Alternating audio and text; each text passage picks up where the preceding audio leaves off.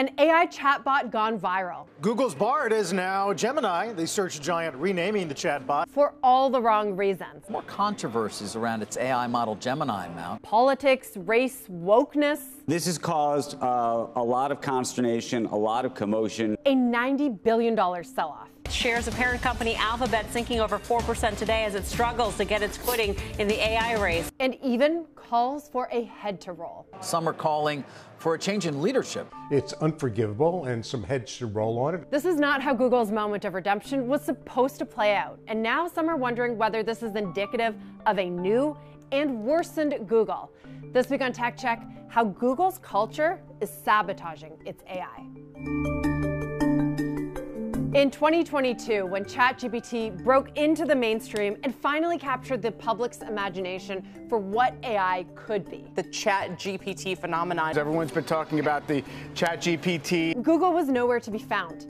Investors wondered, where was the company that had told the world that it would own artificial intelligence years ago? We are focused on driving the shift and applying AI to solving problems. Where was the company that made that $400 million bet on AI startup DeepMind? We are embarking on what will turn out to be the greatest adventure in human scientific history. For the first time, the company that was at the forefront of so many innovations was behind on the biggest technological revolution in years.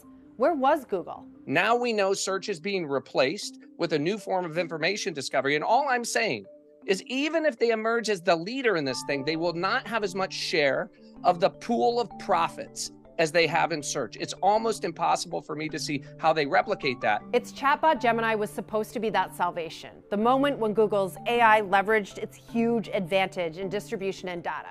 Instead, in Google's hour of glory, the company now finds itself at the center of a renewed culture war over race and diversity. At first, the company had to pause its AI image generation tool, and now users are pointing out questionable responses from the chatbot. Google's new AI image generation tool, when prompted, would insert people of color into images of what were supposed to be U.S. founding fathers and even Nazi-era German soldiers. A different kind of diversity problem that swung too far the other way. We're not going to show you the images themselves, since we don't think it makes sense to give inaccurate and offensive content a platform. But the Gemini chatbot, it was found to have a similar problem. In a few high-profile examples, it refused to condemn pedophiles and equated Elon Musk with Hitler. Some users posted different answers from ChatGPT, suggesting more straightforward stances. In a public apology, Google said it, quote, missed the mark and announced it was pausing the image generation tool altogether. Google now hoping to relaunch its AI image generation tool in a couple of weeks. But they also provided some insight into what went wrong. Basically, they were trying too hard to be diverse. They said they tuned the feature to, quote, ensure it doesn't fall into some of the traps we've seen in the past with image generation technology. If you ask for a picture of football players, for instance, it wanted to show a range of people. But they say they failed to account for cases in which Gemini should clearly not show you a range. Like if you specifically ask for a picture of a black teacher in a classroom or a white veterinarian with a dog. Perhaps more alarming, Google said that over time the model became way more cautious than they intended and refused to answer certain prompts entirely, leading the model to, quote, overcompensate and be over-conservative. The CEO, Sundar Pichai, later told employees in a memo that the answers were biased and completely unacceptable. It calls into question whether we're at the stage where we can truly trust AI to automate work as it's intended to do, when AI still makes egregious errors, or as experts call it, hallucinates. Of course, when ChatGPT and Microsoft's Bing chatbot rolled out, there were plenty of those, concerns around misinformation, bias, even full-on hostility toward users. Bing had famously told a New York Times reporter to leave his wife after he and it shared an hours-long intimate conversation in which the chatbot also declared its love for him. ChatGPT had also fooled lawyers, spitting out bogus case law that a pair of lawyers actually submitted. The biggest voices in AI have said hallucinations would go away. This was OpenAI chief Sam Altman back in June 2023.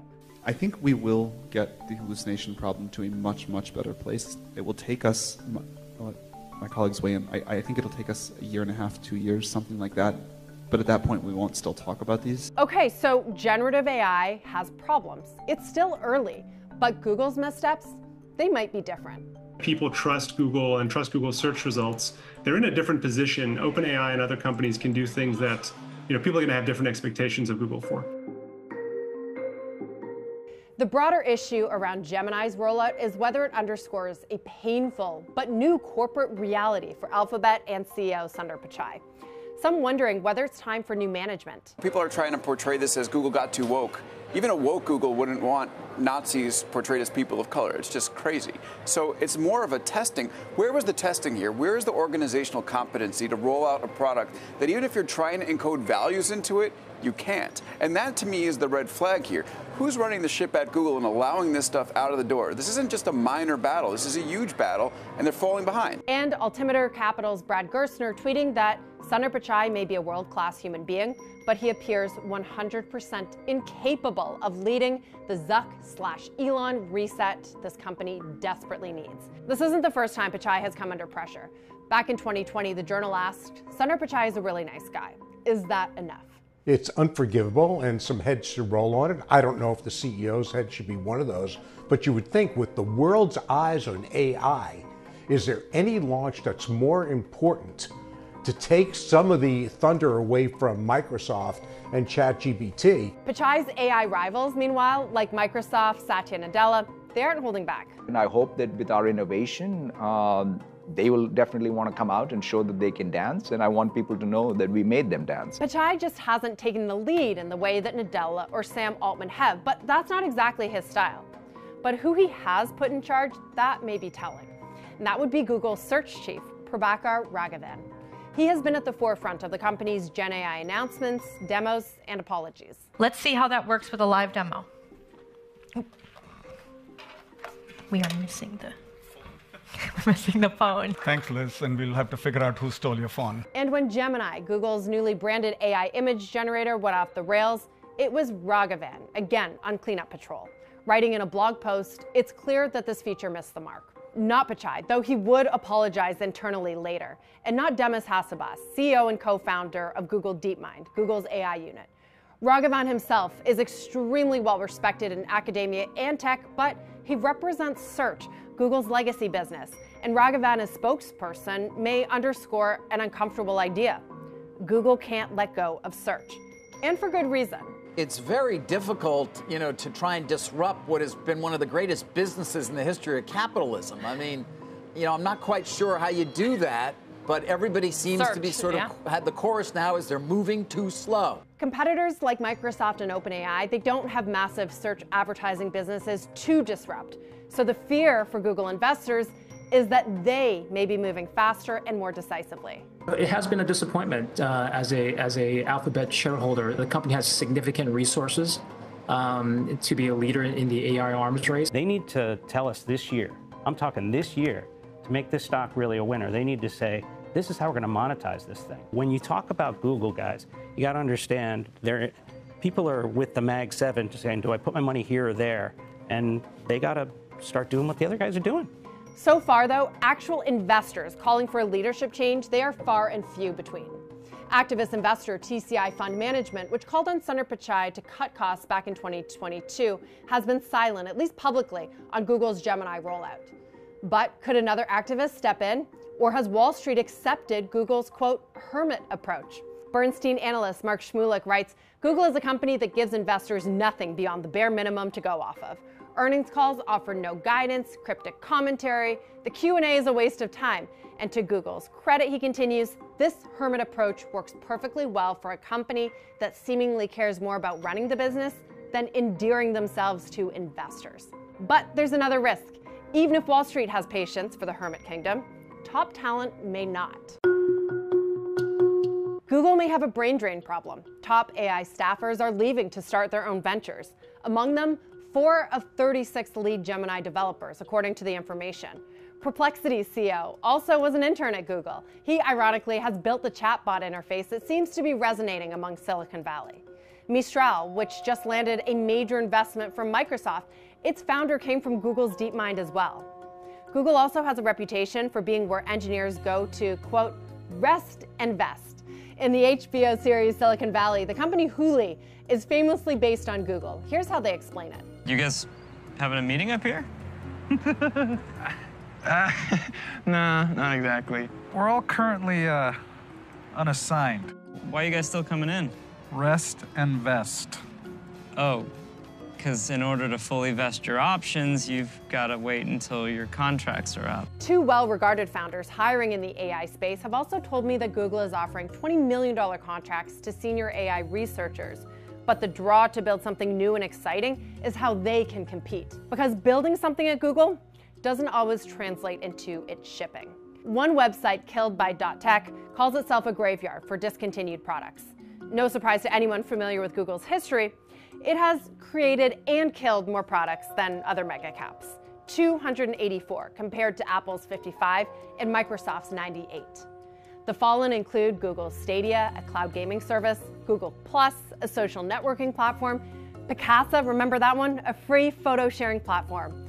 Google even announced it'll shut down the Google Pay app later this year in a push to simplify its payment methods.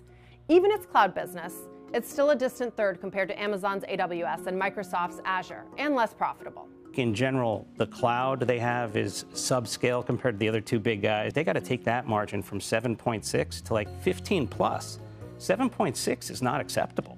You know, you got to get serious here. I mean, AWS is close to 30. You know, Microsoft is able to raise margins almost every quarter. God knows how Amy does it. But that's what you're competing with for dollars. Despite many attempts in areas like messaging, social media, enterprise, and payments, some of those products they rebranded and relaunched multiple times, kind of like what we're seeing in generative AI. From Bard to Duet to Gemini, the messaging has not been clear. They have a messaging problem without question. They're having a difficult job explaining how they've been in AI probably longer than any other company out there.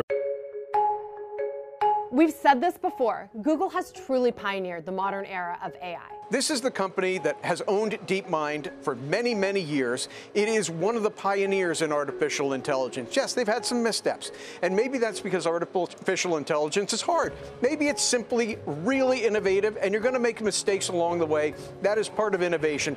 I think Google, Alphabet has the tools in place to succeed and thrive in artificial intelligence. As we're publishing this, its market cap is more than $1.5 trillion, and its stock has swung wildly around the AI narrative in both directions. 8% slide after the Paris demo, 4% pop post-IO developer conference, higher again on the Gemini launch, and then lower again on the backlash. It's developing its own in-house custom chips and just released an open-source large language model, perhaps gaining a new edge in the race. Gemini's botched rollout, it may ultimately be just a blip on the AI radar, or it could be looked back on as the moment Google lost its mojo.